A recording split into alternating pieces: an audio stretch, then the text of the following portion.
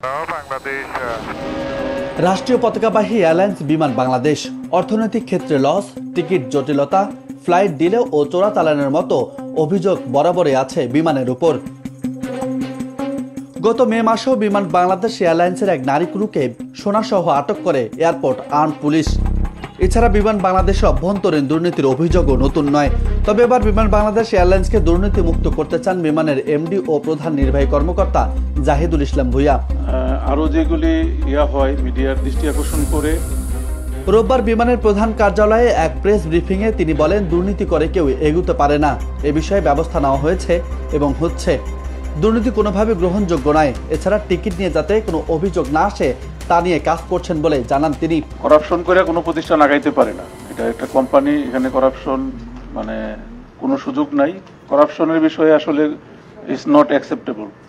এখানে আস্তে আস্তে এখান থেকে আমাদের এই প্রশ্নের থেকে, যেমন টিকিটিং এর প্রশ্ন থেকে মুক্ত হইতে চাই, এটার থেকেও ধীরে হইলে মুক্ত হইতে চাই পুরোপুরি।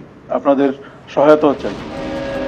গত বছর বিমান 10,000 কোটি টাকা আয়ের মাইলফলক স্পর্শ করেছে।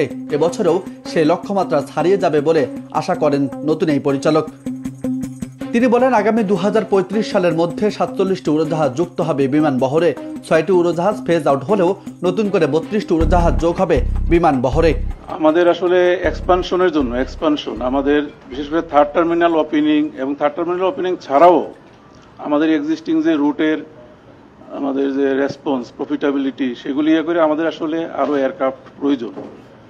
সেই জন্য প্ল্যানগতভাবেই আমরা একটা 2024-25 থেকে 2033-34 পর্যন্ত প্রায় 10 বছর মেয়াদী একটা এক্সপানশন প্ল্যান আমরা করছি, যেখানে আমাদের হইল যে 2034-35-এ যাতে আমাদের 47টি এয়ারক্রাফট থাকে বিমান বহরে। সেই হিসাবে আমাদের বর্তমান 21টি আছে। 21টি থেকে 6টা ফেজ আউট হয়ে যাবে। টোটাল মোট 32টা এয়ারক্রাফট আমরা পরিকল্পনা করছি, যেভাবেই হোক, যে সোর্স থেকেই হোক আমাদের বহরে অ্যাড করতে হবে, either purchase or lease or other কোনো মেকানিজম যাই হোক, সেটা হলো আমাদের প্রত্যাশা। চলতি বছরের মে মাসে অতিরিক্ত সচিব জাহিদুল ইসলাম ভূঁইয়া বিমানের প্রধান হিসেবে দায়িত্ব নেন। দায়িত্ব গ্রহণের প্রায় 1 মাস পর সাংবাদিকদের সাথে মতবিনিময় করেন তিনি।